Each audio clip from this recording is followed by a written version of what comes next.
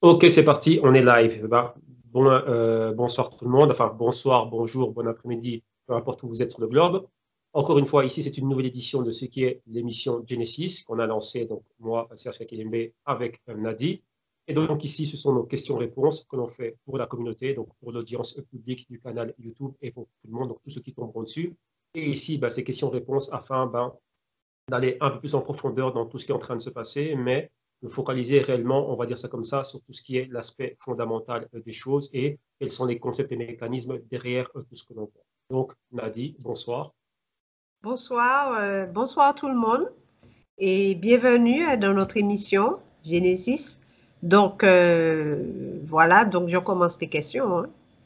Yes, bon, on va y aller, sans Voilà. plus attendre. Nous On tourner y déjà. va, go. Alors, que signifient les termes FUD et FOMO?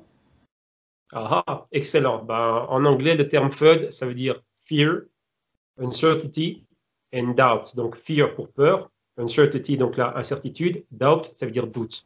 Là, le FUD, tu vois, ce sont toutes des terminologies qui sont vraiment utilisées et très répandues sur les réseaux sociaux.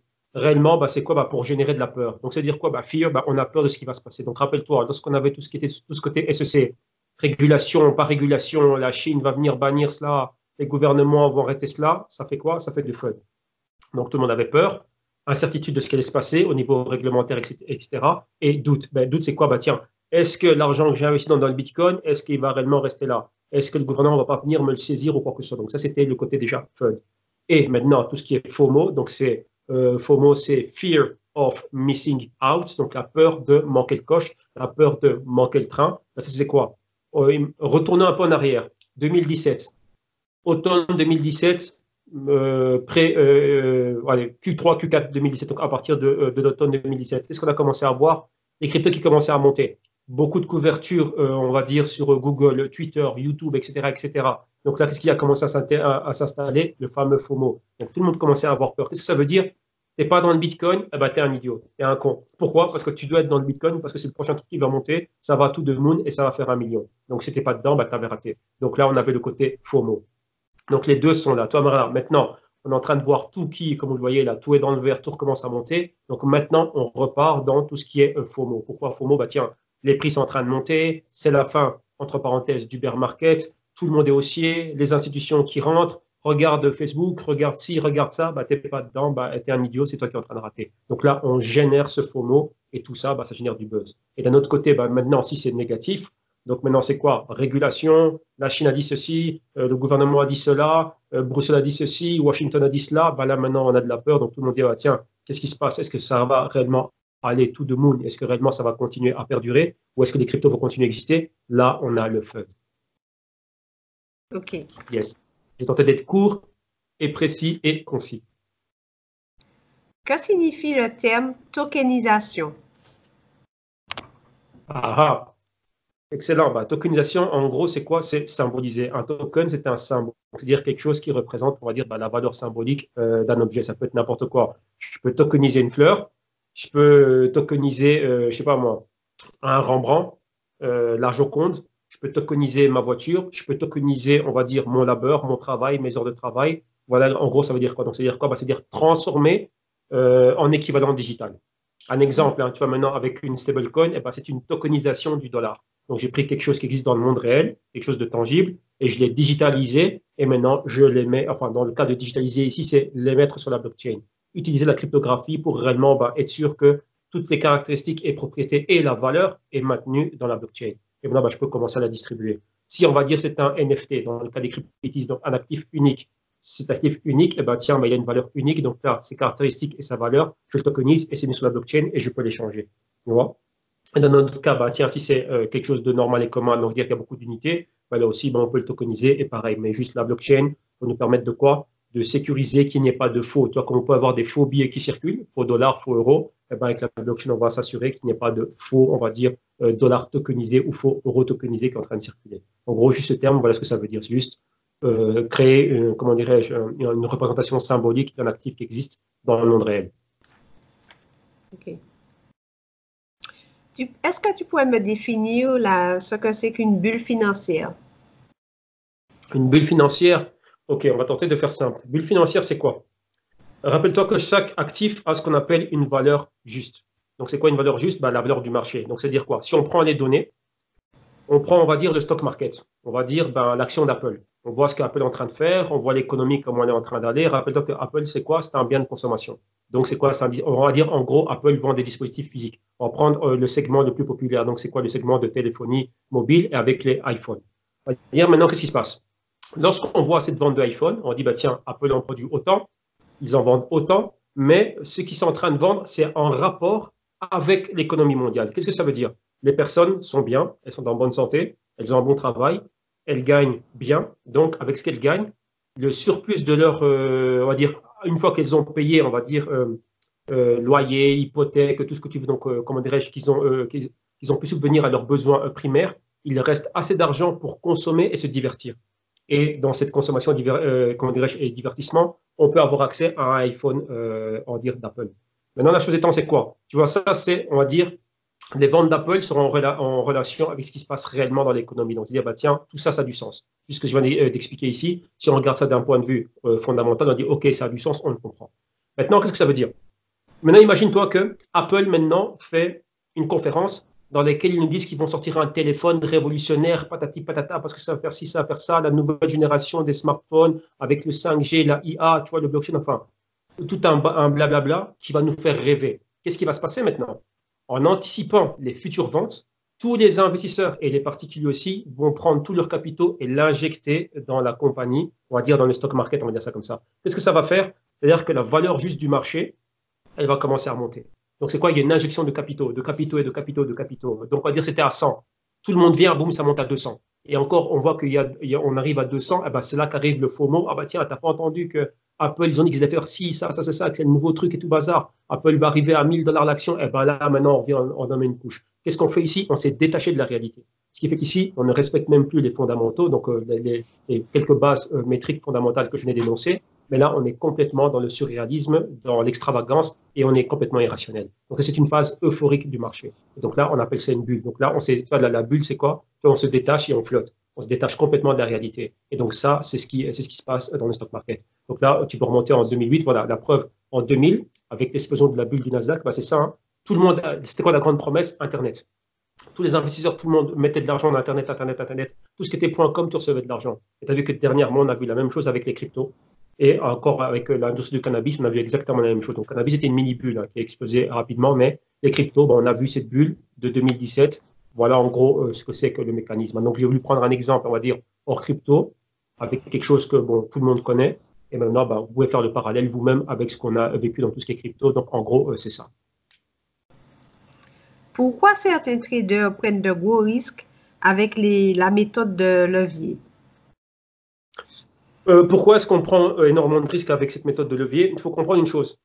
La plupart la méthode d'opérer sur marge ou avec des dérivés, c'est une méthode qui a été faite. Bon, si je prends juste les dérivés, c'était créé quoi? Années 50, 60, allez, 60, 70 plutôt, provenant de la City et tout ça. Et maintenant, la méthode sur marge, c'est une méthode qui a été utilisée beaucoup dans le trading de futurs et tout bazar. Donc là, c'est vraiment les institutions qui font cela. Donc c'est une méthode qui nous permet de maximiser des profits. Qu'est-ce que ça veut dire? Si tu n'as que 1000 euros, et que tu as envie d'opérer dans un actif et acheter pour 1000 euros de cet actif.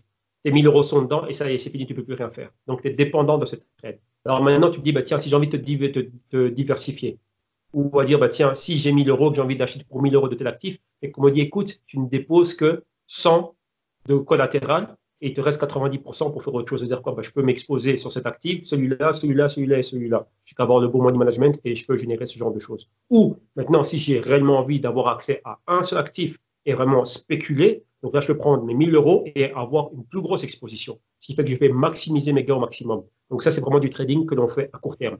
Donc, on va dire ce qu'on appelle le fameux trading intraday. Tu peux aller du scalping jusqu'à tout ce que tu veux, mais tout ça, c'est dans les mêmes 24 heures. Donc, j'ouvre ma position le matin, je la ferme dans les 5 secondes, ou dans la seconde, ou dans la minute, dans les 15 minutes, dans l'heure, les 4 heures, ou dans la journée. Mais mon risque, je le maintiens durant la journée. Donc ça, c'est une méthode qui a été mise en avant pour tenter de maximiser les profits et jouer sur des toutes petites unités de temps. Donc là, un tick ou un mouvement de 1 cent ou un mouvement d'$1 et maximiser un maximum. Donc en gros, c'est ça, c'est vraiment maximiser les profits au maximum. Et tu vois que ça, c'est une pratique qui est très, très, très répandue. Comme je le disais dans une des entrées précédentes que l'on avait faites, c'était quoi? C'est le marketing. Donc, tout ce marketing, bah, tiens, regarde ta plateforme, tu l'as dans ton smartphone, regarde, tu peux faire ci, ça, regarde, on t'offre de la marge, tu as vu Binance, ils offrent du trading sur marge maintenant. Les plateformes CFD, bah, tiens, opère sur le Bitcoin avec du CFD, tiens, on te donne du levier de 100 à 1, donc tu déposes que 1%. Donc, voilà exactement ce qu'est en train de se passer. Donc, tout ça, c'est un marketing pour réellement générer, maximiser tes profits. Mais, comme tu l'as vu, maintenant, je pense que toute l'audience l'a vu, hein, avec ce qu'on a produit, nous, comme rapport et le rapport public du VAM, on a bien vu que 80% des personnes qui opèrent comme ça, elles perdent. Donc, voilà, avec toutes les écoles de trading que l'on a et tout ce que l'on a, les perdants sont toujours là. Et ça, c'est un phénomène que l'on appelle le greed. Donc, c'est quoi? Toujours en vouloir plus et ne pas pouvoir se contrôler. Donc, tout ça, c'est à cause de quoi? La psychologie qu'il y a par rapport, on va dire, qui englobe et qui entoure tous les marchés financiers et la manière on nous pousse à opérer d'une certaine manière, d'aller prendre un maximum de risques à court terme. Et ça, ça fait les beaux jours et ça fait le bonheur des pourvoyeurs de services, donc exchange, etc., etc. Notion de centralisation, décentralisation et quel système qui domine dans la cryptosphère? Ah, excellente question. C'est une question, je ne vais même pas dire une question piège, mais c'est une question où, tu le vois, hein, on l'étudie au quotidien, on est de plus en plus déçus. Centralisation, c'est quoi? Tout simple, hein. Google, Facebook, Amazon sont des compagnies centralisées. Donc, c'est-à-dire quoi? Toutes les données, c'est eux qui les ont et elles sont centralisées, c'est eux qui en prennent soin. On va dire ceux qui en prennent soin, c'est ceux qui les gardent. Décentralisation, ça veut dire quoi? Ça veut dire que les données, tiens, elles réappartiennent à la communauté. Ça veut dire quoi? Toutes nos données d'utilisateurs, lorsqu'on est dans une application, dans une banque ou quoi que ce soit, toutes nos données personnelles, donc mon nom, mon adresse, etc., là, tout n'est pas stocké dans les serveurs, dans les data centers, on va dire, de Facebook, de Google ou de Amazon. Maintenant, ce serait réparti. Donc, l'exemple que je donne souvent, c'est l'exemple du braquage de banque. Si on a une banque dans laquelle il y a 100 millions, on vient dans cette banque, on sait, comme on voit dans les films, hein, on sait que tel jour, telle heure, après avoir étudié ça minutieusement, les rondes des gardes, etc., on sait que là, c'est le braquage parfait. À tel moment, il y a les 100 millions et on part. Donc, tu vois, on a carré le film Ocean Eleven, tu vois, avec George Clooney, etc. Donc, c'est ça, le braquage parfait, c'est ça. D'un autre côté, si maintenant on est décentralisé, imagine-toi que ces 100 millions, on prend, on dépose $1, mais comment dirais-je, dans plein de banques qui vont, $1, on va dire, dans plein de banques différentes. Donc, vas-y maintenant pour coordonner ce genre d'attaque. Donc, toi, là, ça devient de plus en plus dur. Donc, c'est quoi ici? Il faut des moyens logistiques beaucoup plus importants de la part des braqueurs afin de braquer toutes ces banques. S'il y a 100 millions, je prends 100 millions de banques dans lesquelles je dépose $1. Donc voilà, donc là, tu as vu bien c'est un peu difficile. Ou bien je prends 100 dollars que je dépose dans 1 million de banques. Voilà. Donc ça, c'est les deux problèmes. On a vu les problèmes qu'on a dans le monde centralisé avec les violations de données, donc les hacks qu'on a eu, Cambridge Analytica avec Facebook, etc., etc. Et d'un autre côté, la réponse, la solution à cela, pour avoir beaucoup plus de transparence et beaucoup plus de sécurité, c'était la promesse décentralisée. Donc la plupart des cryptos, on va même pas crypto, la plupart des blockchains ont commencé, on va dire surtout les plateformes, comme étant même d'autres blockchains crypto aussi, donc du style Bitcoin Cash, etc., avec cette promesse d'être décentralisé. Donc la décentralisation était basée sur la bonne gouvernance pour dire, tiens, voilà les règles, elles sont dans le code et le code est inviolable. Voilà ce qu'on a mis en avant. Mais au fur et à mesure qu'on est en train d'avancer, on voit que ce n'est pas le cas. On voit qu'on ne consulte pas la communauté pour faire ci, ça, ça, ça, ça. Il y a un petit groupuscule de personnes, donc une petite sphère, hein, donc la sphère élitiste, si je peux dire ça comme ça, de l'écosystème crypto ou de la dite blockchain, qui, elle, prend toutes les décisions et, tiens, réorg, ceci, cela, ou comme quoi c'était Komodo dernièrement, tiens, on va hacker nous-mêmes les wallets de nos clients. Pourquoi? Parce que c'est pour le bien de tout le monde. Ou Ethereum qui ne veut pas avoir dans son casier, on va dire ça comme ça, hein, le hack du DAO et on décide de forquer la chaîne, ou dernièrement BSV, BCH, enfin, et tout ce qu'on a vu, voilà les gros problèmes. Donc, tout ça, c'est ce que l'on a. Mais en gros, pour résumer, décentralisation, pour l'achever, ça va être un véritable casse-tête. Pourquoi? Parce qu'on t'a fait appel à la communauté. Et on voit bien le désordre et la nature humaine, comment elle est. Donc, imagine-toi déjà, si on n'est pas d'accord sur la couleur du canapé ou la couleur du papier peint ou de quoi que ce soit, imagine-toi maintenant des questions blockchain. Donc, il faut bien qu'il y ait quelque chose qui puisse réguler tout ça. Donc, c'est vrai qu'on avance lentement. Dans un monde centralisé, on avance beaucoup plus vite, mais c'est une structure pyramidale. Donc, c'est le top qui décide de ce qui se passe et on repasse les ordres à la masse qui est à la base de la pyramide. Et les blockchains veulent être le contraire de tout cela. Mais on voit qu'au fur et à mesure que le temps avance, ce n'est pas le cas. Et d'un autre côté, qu'est-ce qu'on voit aussi? On voit qu'il y a pas mal de blockchains qui commencent centralisés et qui, au fur et à mesure du temps, se décentralisent. Le cas de Ripple, le cas de Ontology, etc., etc. Donc, ils recommencent à distribuer petit à petit des nœuds afin qu'il y ait beaucoup plus de validateurs et un écosystème beaucoup plus décentralisé. Donc, en gros, voilà.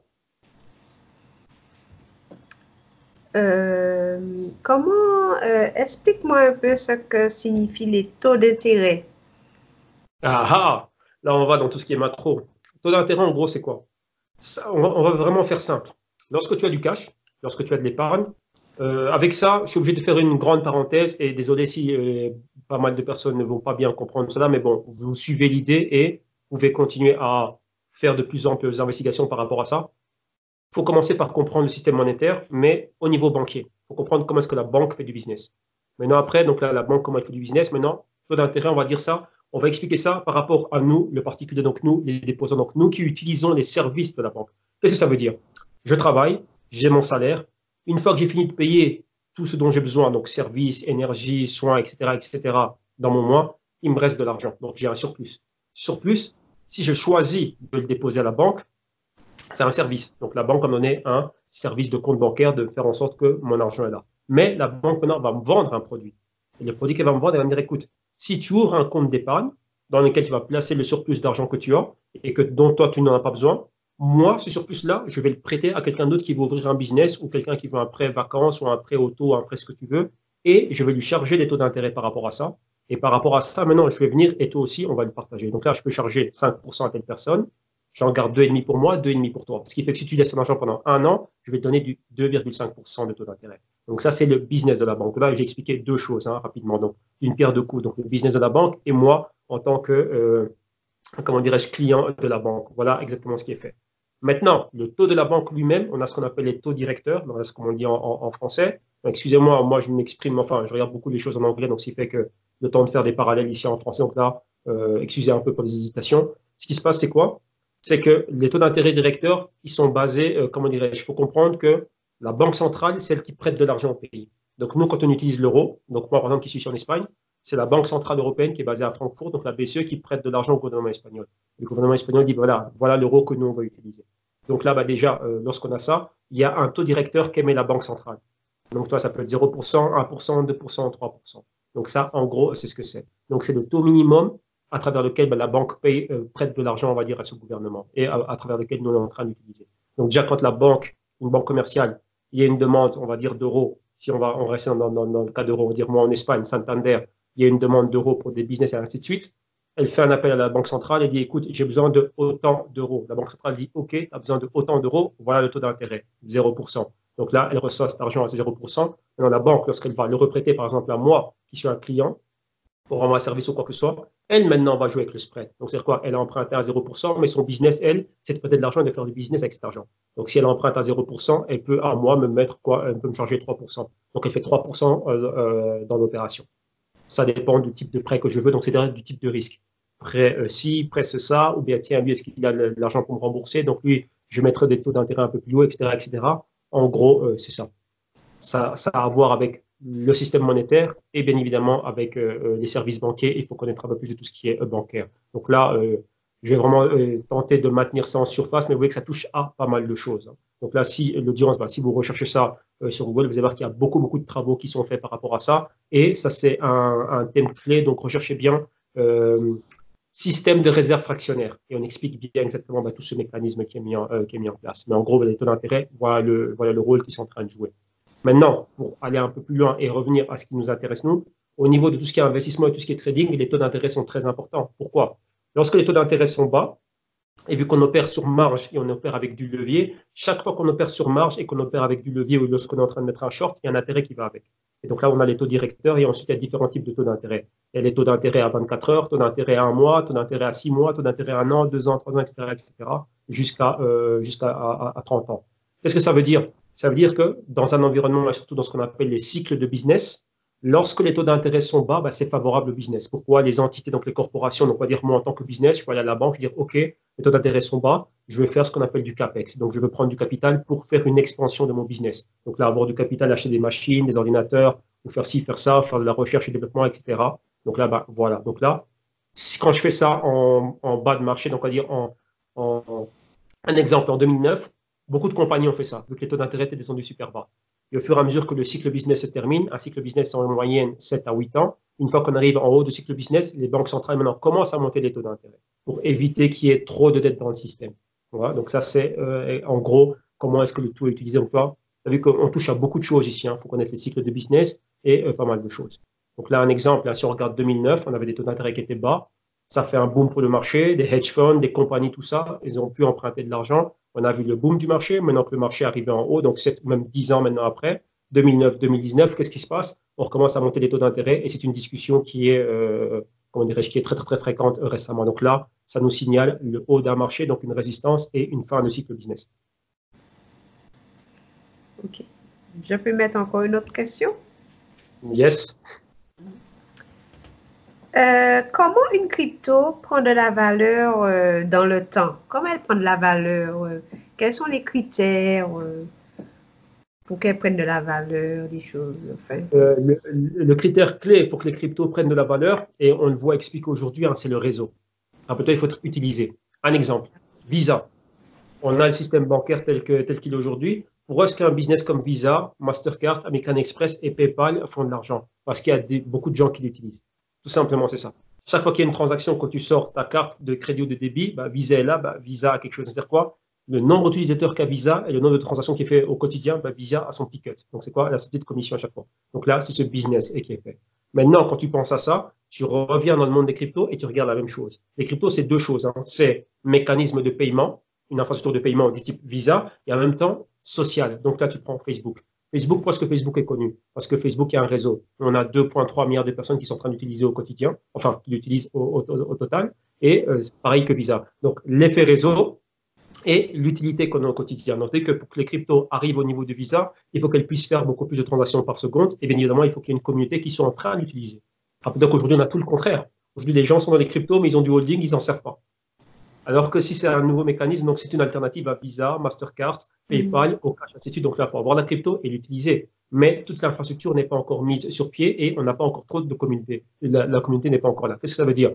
Moi qui peux avoir des cryptos, je descends ici, je vais à l'épicerie du coin, mais est-ce que l'épicier du coin a un terminal qui va me permettre moi de payer avec les cryptos?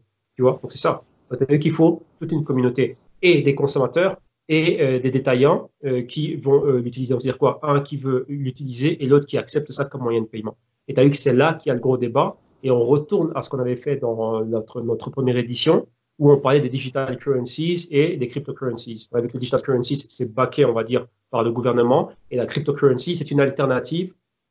Et on va dire c'est un dérivé de ces digital currencies, mais qui n'est pas backé par le gouvernement. Qu'est-ce que ça veut dire? C'est pas accepté comme moyen d'échange légal. Tu vois? Le moyen d'échange légal, ici, c'est quoi? C'est l'euro. L'euro, il peut être, c'est l'euro que tu as dans PayPal, c'est l'euro que tu as dans Visa, c'est l'euro que tu as dans Mastercard, c'est l'euro que tu as dans ton compte bancaire, et c'est de l'euro que tu as dans ton PayPal. Donc, tout ça est dans American Express. Donc, tout ça, à partir du moment que ça c'est utilisé, peu importe l'alternative que tu prennes, ça va toujours être ce même euro qui est là et qui est backé par le gouvernement. Donc, en gros, c'est ça. Donc, on a vraiment besoin de ce qu'on appelle quoi? De l'adoption de masse. Et donc, c'est quoi vraiment l'effet communauté que tout le monde est en train d'utiliser, et les commerçants et les consommateurs. Quels sont les principaux indicateurs qui favorisent une bonne analyse technique? Là, réellement, c'est libre à chacun. Tu vois, il y a, comment dirais-je, il n'y a pas de formule secrète. C'est par rapport à chacun. Vous voyez que les goûts et les couleurs, ça ne se discute pas, et chacun a sa manière de faire. La chose qu'il y a maintenant, c'est quoi? C'est qu'il y a des influences. Parce qu'il y a entre parenthèses, des gourous qui, eux, utilisent une telle manière de faire. Ils ont une école de pensée, et cette école de pensée, voilà, elle s'est répandue et elle a gagné du terrain. Ce qui fait qu'il y a beaucoup de personnes qui vont faire comme telle personne. Pourquoi? Parce que c'est aussi ce qui est le plus répandu. Réellement, tu as de tout. L'analyse technique, c'est quoi au départ? Parce qu'au départ, lorsque tu prends un graphique, bon, là, on ne voit pas bien ce que j'ai derrière moi, mais de toute façon, on va mettre un exemple ici. Tu peux juste avoir un graphique linéaire. Mais le graphique linéaire ne te dit pas beaucoup de choses. Tu te dis juste, tiens, tu vois l'évolution du prix dans le temps. Tu as les deux axes, hein, Y et X, et tu vois juste ce qui est en train de se passer. Donc, tu vois exactement qu'est-ce qui s'est passé dans le temps et ça valait combien en unité de temps et le prix. Maintenant, c'est quoi? Si je veux aller beaucoup plus en profondeur, j'ai différents outils. J'ai le graphique de bar, j'ai les graphiques Helsinki, j'ai les graphiques chandelier japonais, j'ai pas mal de choses. Donc là, j'ai le choix. Tu vois? Maintenant, si je dois commencer à mettre en overlay, donc là, comment dirais-je, pas juxtaposer, mais rajouter des indicateurs, j'ai le choix. J'ai quoi comme indicateur? J'ai des moyennes mobiles simples, moyennes mobiles exponentielles, J'ai quoi? J'ai des Bollinger Band et j'ai pas mal de choses. J'ai aussi du tracé tout simple, hein, canal haussier, canal baissier, résistance, support. Donc, il y a beaucoup de choses. J'ai du Fibonacci. Si je veux maintenant des indicateurs clés que je vais mettre en dessous de mon graphique, j'ai du MACD, j'ai du RSI, j'ai du stochastique. Enfin, il y a énormément de choses. J'ai les informations de volume. Donc, tu vois, il y a tout ça. Tu vois? Et maintenant, dis-moi, qu'est-ce qui te garantit réellement d'avoir du succès lorsque tu es en train d'investir, lorsque tu es en train de trader? Parce que tu as un graphique qui est surchargé d'indicateurs? Rien du tout. C'est juste toi. Qu'est-ce que tu comprends le mieux? Qu'est-ce qui te permet d'interpréter le mieux, on va dire, ton système, ta stratégie? Est-ce que tu comprends le mieux? Tu vois, moi, bon, là, vous me suivez au quotidien. Moi, mes graphiques sont les plus simples possibles du monde. Pourquoi? Parce que tu as vu que le technique, chez moi, c'est vraiment ce qui arrive en dernier. 10-15% de technique et la majorité, bon, là, vous l'avez vu, ma manière de faire, moi, c'est générer des idées et c'est vraiment axer sur tout ce qui est fondamental et avoir un parallèle entre ce qui est fondamental et technique. Et psychologique aussi. Parce que le marché est, surtout, c'est une science sociale. Il y a des intervenants, des algorithmes et des êtres humains qui sont là. Donc, il y a beaucoup d'émotions. Il faut comprendre aussi la psychologie et comment est-ce que tel ou tel événement ou telle donnée va être perçue par, on va dire, le consensus qui va être généré dans le marché. Comme on a vu au début, hein, ou FOMO ou FUD. Donc, en gros, c'est ça. Mais au niveau technique, il n'y a rien. C'est la chose à laquelle toi, tu te sens, on va dire, le plus à l'aise. Ah, bah, tiens, je comprends mieux ça, je comprends mieux ci, je comprends mieux ça. Maintenant, pour faciliter les choses au niveau communautaire, c'est-à-dire pour partager, tout le monde utilise maintenant des graphiques, on va dire, chandeliers japonais avec tel ou tel indicateur. Pourquoi? Parce que c'est ce qui a été le plus répandu. Comme je dis encore, ce sont des écoles de pensée qui ont mis ça en avant, mais réellement, peu importe. Le résultat, le but final, c'est quoi? Faire de l'argent. Court terme, moyen terme, long terme. Donc, peu importe ce que tu utilises, c'est juste toi avec quoi. Qu'est-ce que toi, tu arrives à interpréter? Qu'est-ce que toi, tu comprends mieux? Qu'est-ce qui, toi, t'aide réellement? C'est ça. Pourquoi on compare le BTC à l'or et le TH au pétrole? Excellente question. Pourquoi? Parce que dès le début, il ne faut pas penser que tout ça, c'est sorti de quelque part. Ce n'est pas sorti de l'imaginaire d'une personne. On n'a rien inventé. C'est une succession et une évolution logique. Vu quoi, on a vu que quoi, la technologie, comment elle est en train d'évoluer, où on en est aujourd'hui. Et maintenant, encore une fois, je le dis à l'audience, il faut connaître l'historique monétaire pour regarder d'où on vient.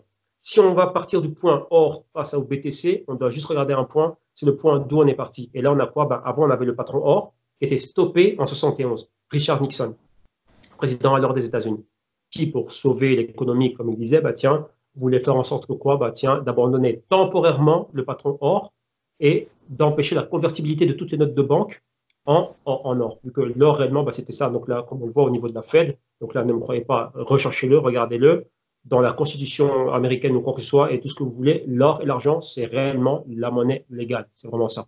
Et on avait une devise, la monnaie fiat, donc le dollar est une devise. La monnaie, c'était l'or et l'argent, et le fiat était une devise. Qu'est-ce qui s'est passé? On a empêché cette convertibilité, enfin arrêté cela temporairement, mais temporairement, on est resté dedans. Mais à la base, c'était temporaire. Maintenant, ce patron a été arrêté, on est rentré à 100% dans la réserve fractionnaire et le système fiat dans lequel on est aujourd'hui.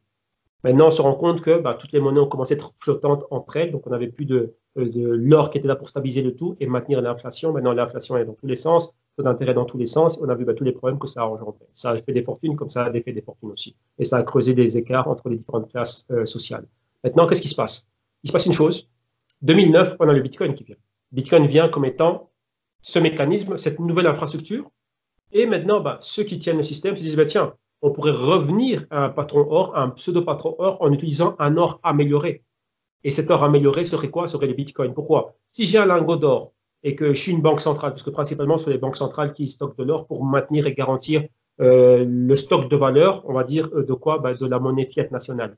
Si moi, je suis la banque de Singapour et que je veux opérer avec la banque centrale de New York, enfin de New York ou de la Fed aux États-Unis, comment on fait? Vu que ce sont des échanges qui sont faits en or. Ouais.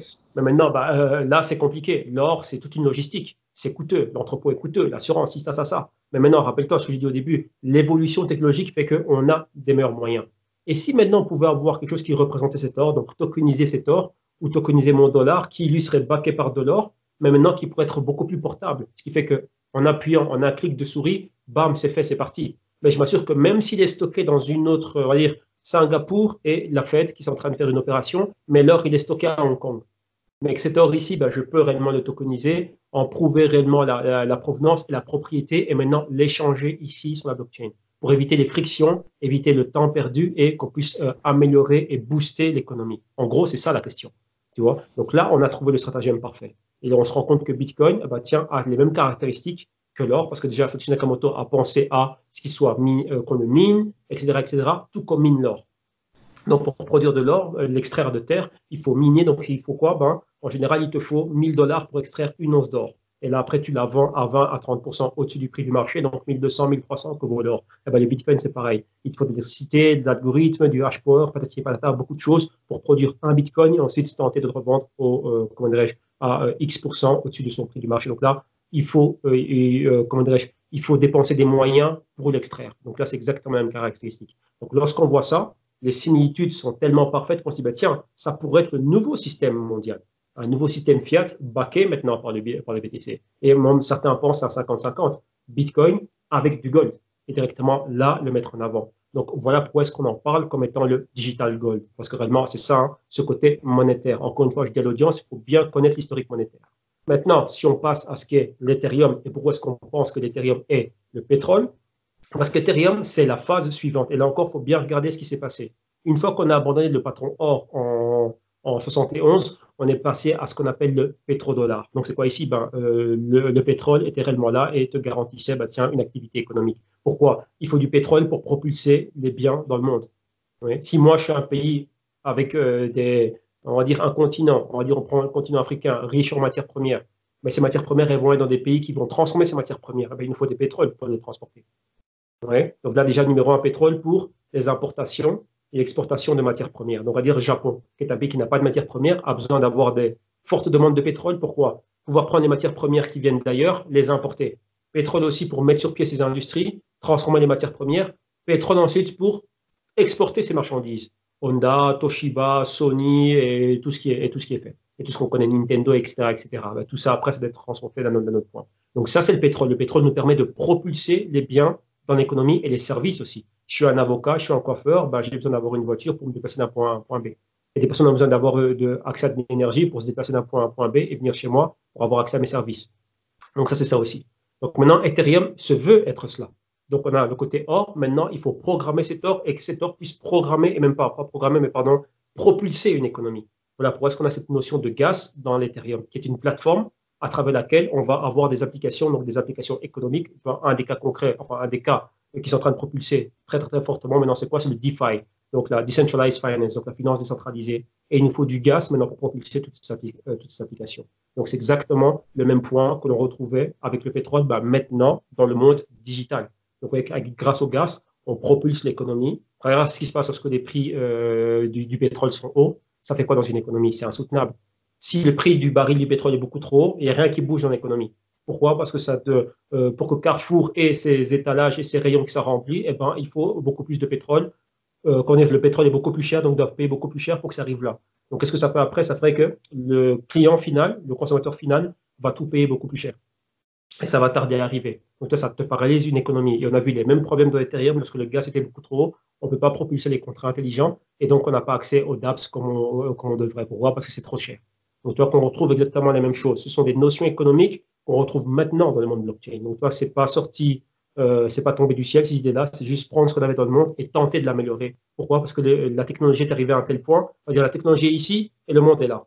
Donc, maintenant, c'est grâce à la technologie, qu'est-ce qu'on fait? On va hisser, on va dire, comment dirais-je, l'économie mondiale pour qu'elle soit à la part avec, comment dirais-je, qu'elle aille de pair, main dans la main, avec l'avancée technologique dans laquelle on est en train d'évoluer aujourd'hui. Donc, en gros, c'est ça.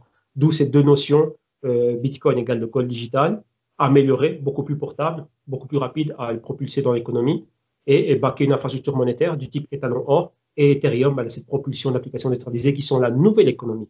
Donc, maintenant, comme on a créé des sites Internet et des business sur Internet, et maintenant, on va créer ces business-là sur Ethereum et sur tout ce qui est plateforme. Donc, voilà exactement pourquoi est-ce qu'on a ces similitudes. Et je crois que, ouais, là, on a assez pour une section. Je crois qu'on a 40 minutes, donc c'est super, super cool. Donc, voilà. Donc, ici, on a une bonne section et on vous dit, on vous revoit à la prochaine section.